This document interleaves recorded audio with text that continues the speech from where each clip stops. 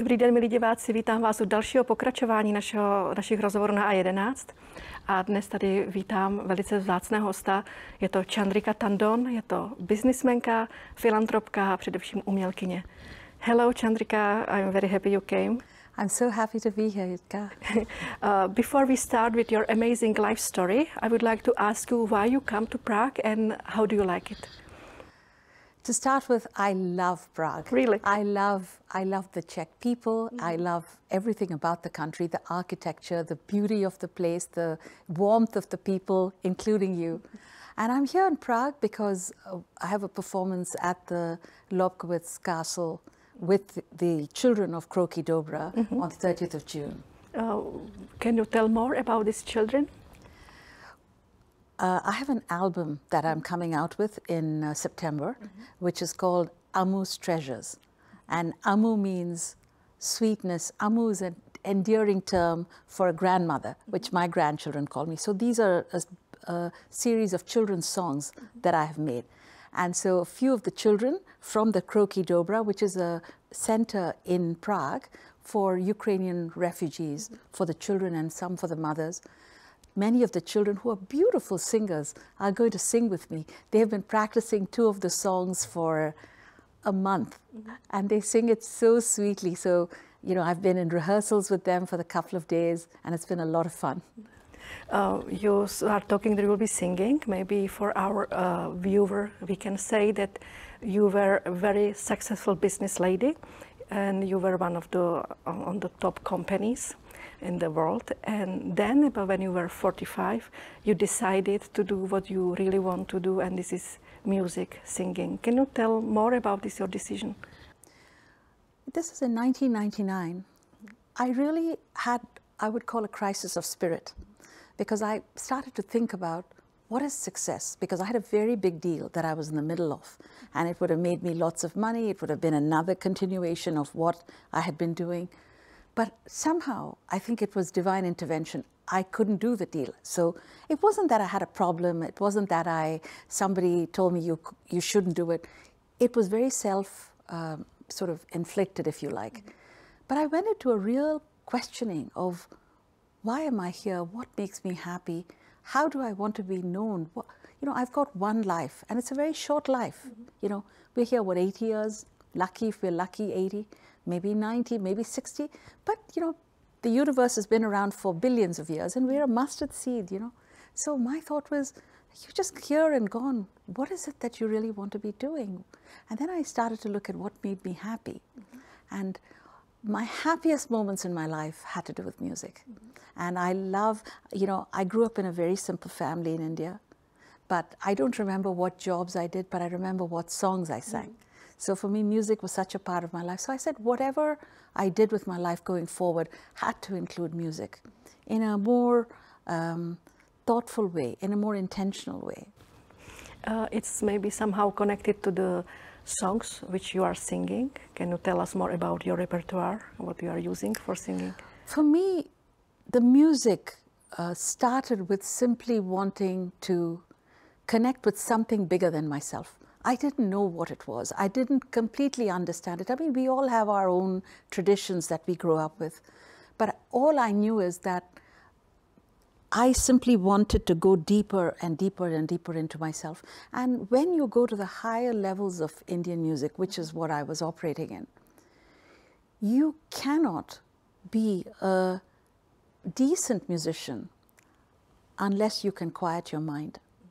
And so this musical journey ended up in a whole journey of meditation and, you know, really trying to access a power higher than myself. So I was less interested in learning, and all my masters would say to me, you know, you can perform with me and so on. That wasn't what I was about. I simply wanted to call out to something bigger than myself. So I'd already had a big repertoire of English songs, French songs, Portuguese songs. I mean, I was singing in so many languages. And of course, Sanskrit and Tamil, because I'd learned Carnatic music. But I wanted to learn how to really get into the music. It's a very hard feeling to explain. That's what drove me, and whatever came of it. there's something that happens, Jitka. The teachers just came. The universe is a very synchronistic place. I mean, so when you are ready, the teacher will come. Yes. The teacher comes. And it's sort of what happened to me. So I've had the grace of a lot of teachers who taught me what I was supposed to be taught.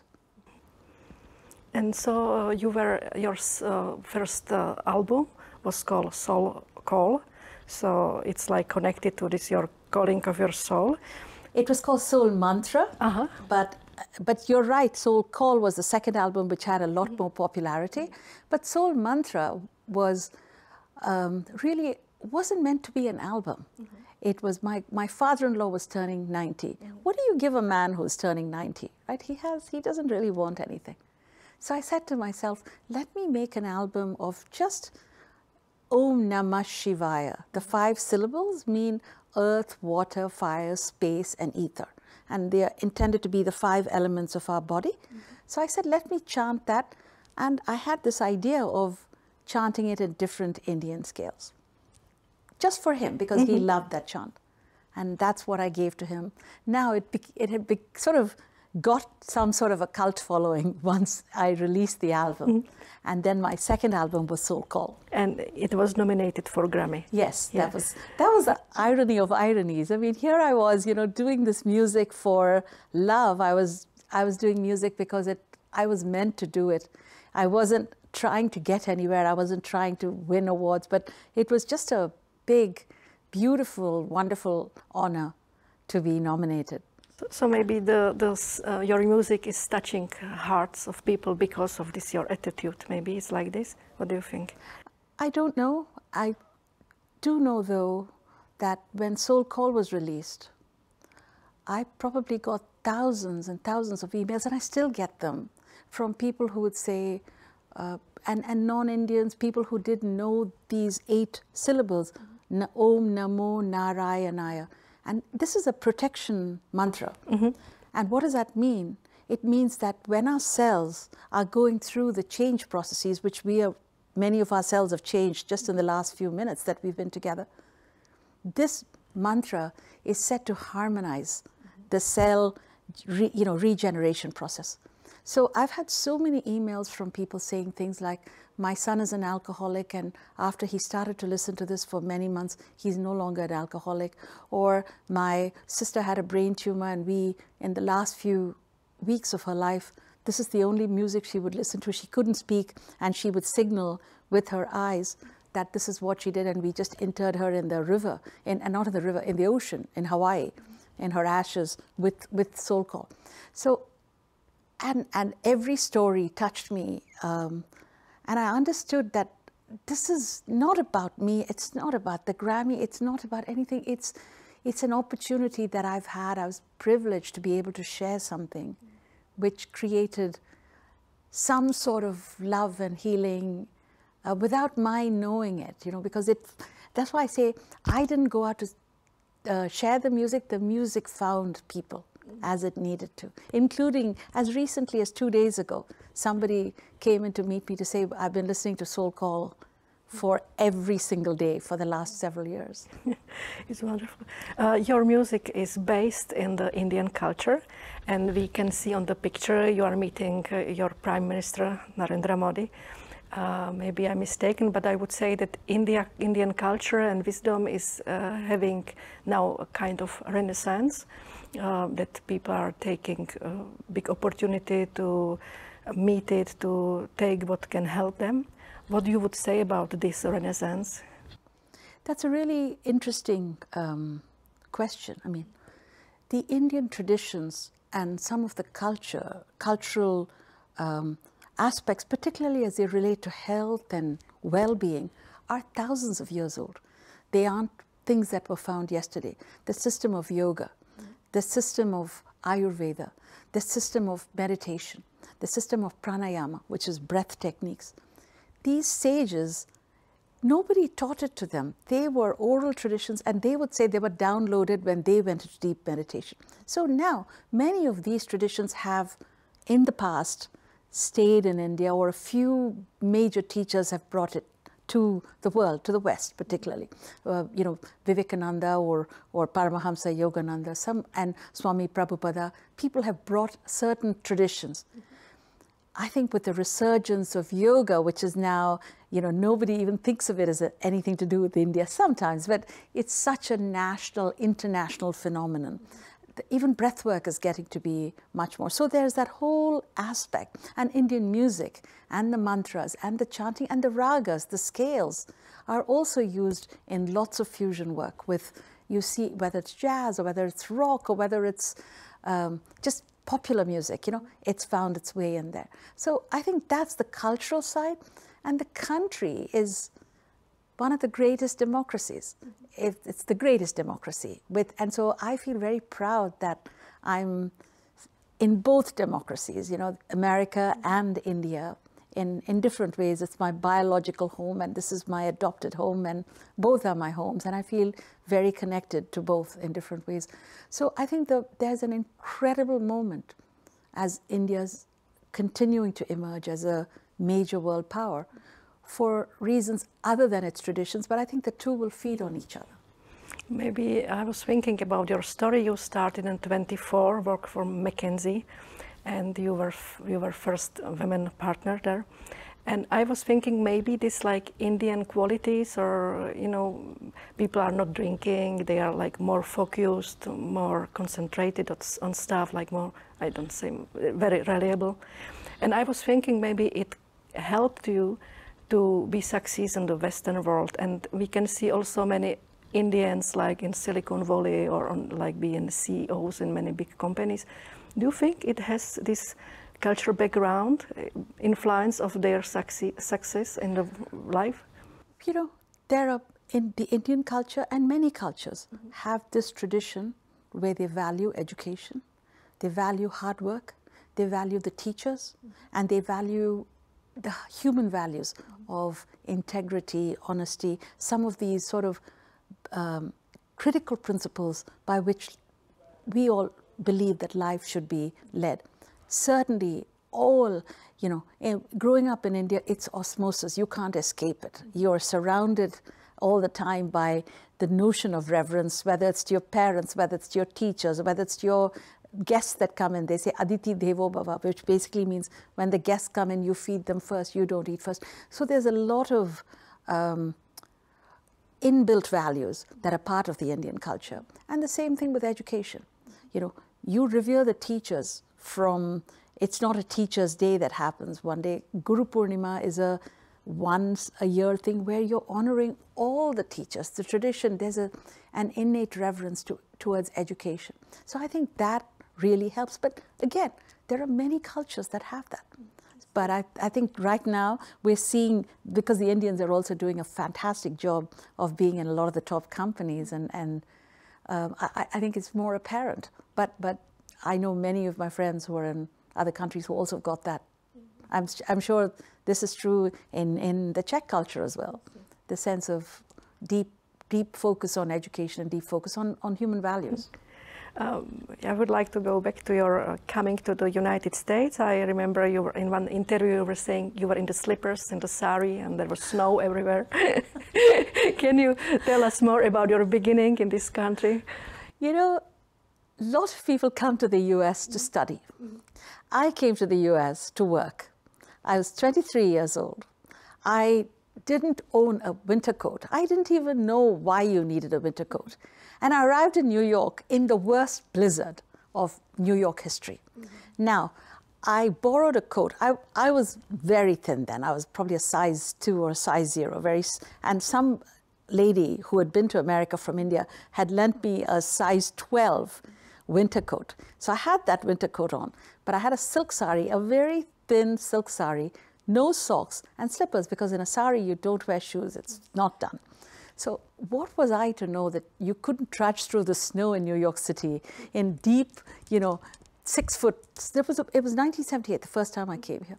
And so I had this thin yellow sari, and I was doing interviews at McKinsey in the sari, shivering, and I couldn't afford taxis. So this was a whole other, you know, trying to get on subways and buses, never having seen a subway. But it's a great learning experience. And the wonderful thing is when I interviewed, I had 12 interviews or 14 interviews with McKinsey, 2 days, and I had 2 different silk saris, one in yellow and one in blue. I remember this so vividly.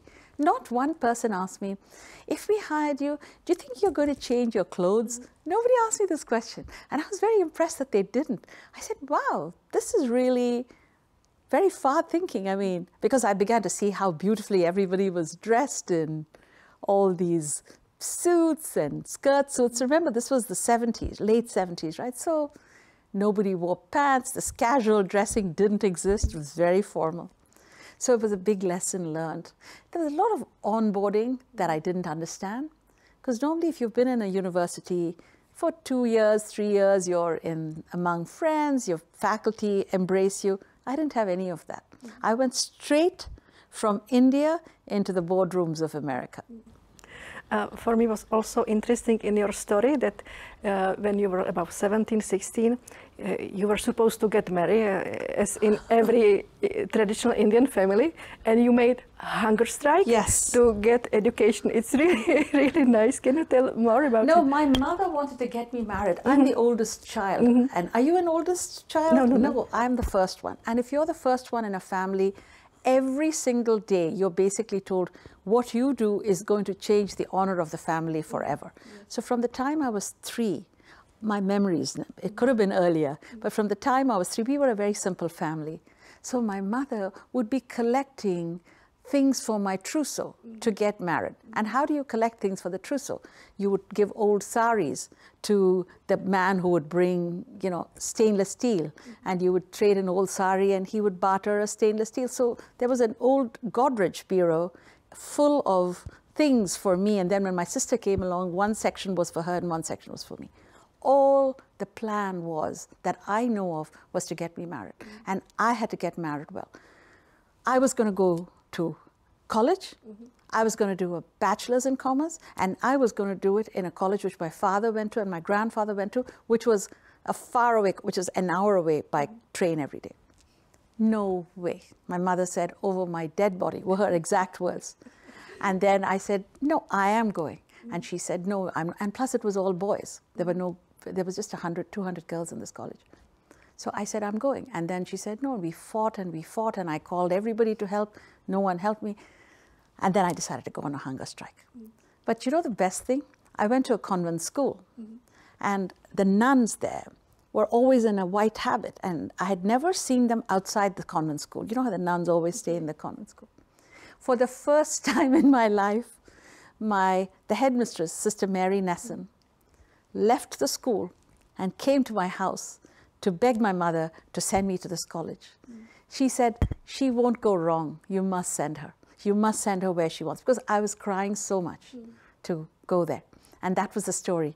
And I had to do it again later on, after I finished my college, to go to business school. Because it was the same thing. Because at that point in time, there were so many suitors with boys that my mother wanted me to get married to. And it was the same fight again. But by then, I knew how to fight. So about your husband, was he decided or chosen by your mother? No, he wasn't. He wasn't chosen by my mother. Though until then, they were choosing a lot of people for me, all of which I'd rejected. No, we met on a blind date in New York. It was, and we got married. Yeah, yeah. And you are with him? I'm still with him. It's our 37th year, yeah. He's Indian.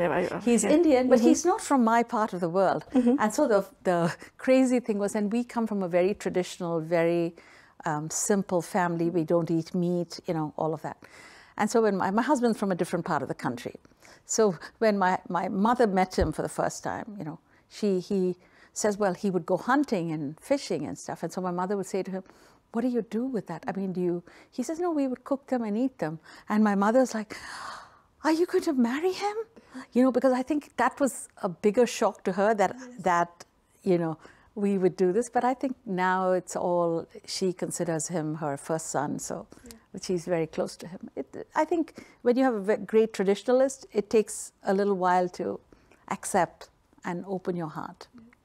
What you would say gave you America mostly? What is the When you came there, what impressed you most or what changed you most by living in this country? So many things. I think it's an extraordinary country. America is an extraordinarily welcoming place. It started out at the airport when I just arrived with my sari and nothing else. I had no money. I didn't have change. I had like a $100 bill or a bigger bill, and I didn't know how to take a bus to get into the town. A kind stranger from Saranac Lake in New York gave me all the change she had, and she just gave it to me, and she said, go call whatever you want. She didn't know me. I was a strange person who just arrived. And, you know, people welcomed me with open arms. So I went to my first Thanksgiving, my first football game. I found out what was key lime pie. I found out what was baseball, you know. I learned so many things, not because I was just busy working all the time, but because of the kindness of strangers who just took me under their wing. So that was one whole warmth and hospitality. And this wasn't because I belonged to any group. These were just random strangers. And the second part of it, and I found this because I came straight into a very intensive work environment. I have never seen a group of people that worked as hard and as dedicatedly and with such a focus on end results as I've ever met in my group of people and the group of professionals I worked with. And I'd worked very hard in India, but this was a different level. And I think the last thing, and there are many, many more things, because I've lived in America, for New York especially, for 43 years now. So it's my DNA right now. The other thing which blew me away is it didn't matter who you were. It didn't matter who your father was. It didn't matter who your mother was. It didn't matter. It mattered what you knew, what you could offer, and what you came in with. That's why initially I would worry, oh, I'm a woman, I speak funny, I look different, I didn't have an American education. And after a little while, you put all that aside. You were there because you had something to say, and they took you for that. So it didn't matter. I would be talking to CEOs and big boards about things about their company. I hadn't gone to school there, and yet they would not just accept it, they would listen, they would accept my suggestions, and I did a lot of work in that space. So you've got to really admire that quality, that you can be anybody and you can make it. I'm a perfect example of that. Yes. Yes. And now you want to pay it forward, you know. I had that, and everyone should have that. This is maybe why you are helping for the schools, for example. Yes. You are like big philanthropist. You gave $100 million to New York University. Yes. Can you tell us more about this, your aim to make society better? Is it like this? Yes. Yes, and you know, this has been my whole journey. About 23 years ago, when I started with the music, the other theme that I made a promise to myself is that as much as possible, almost every day, I would try to do something good, which was broader, which is not about me, which is about somebody else. So small things, big things. And then I started to work at NYU just as what they call in the business school, as an executive in residence. Not for money or anything, just to teach, to help, whatever, because I had a big business background. So I went to the dean and he said, come.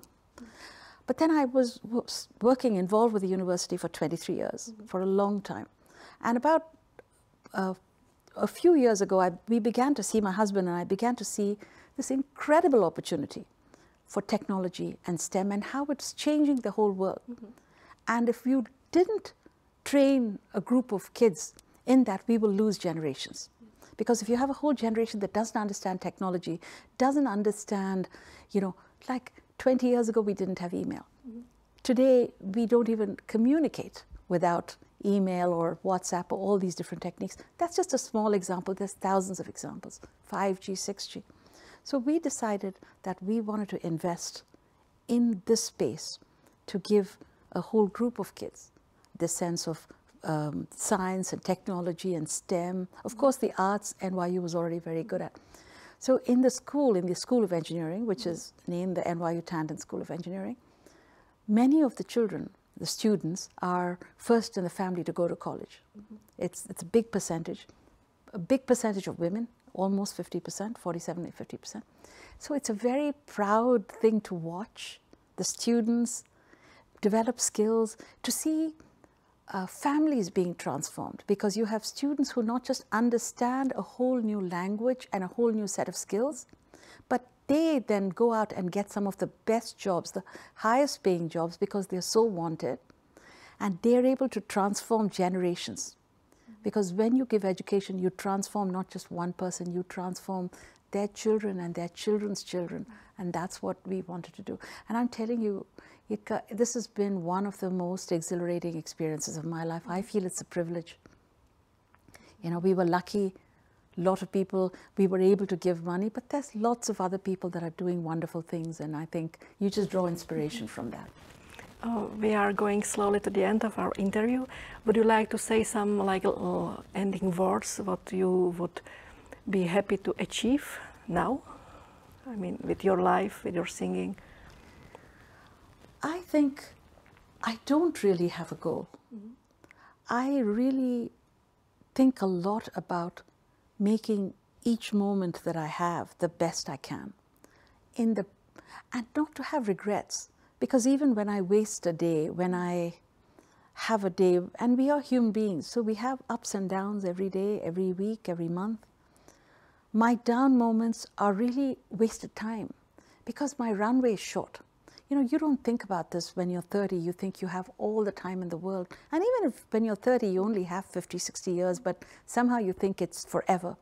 But when you're in your 60s, you think much more about being very careful, very clear, very intentional about how you spend each day, and that you make each day count.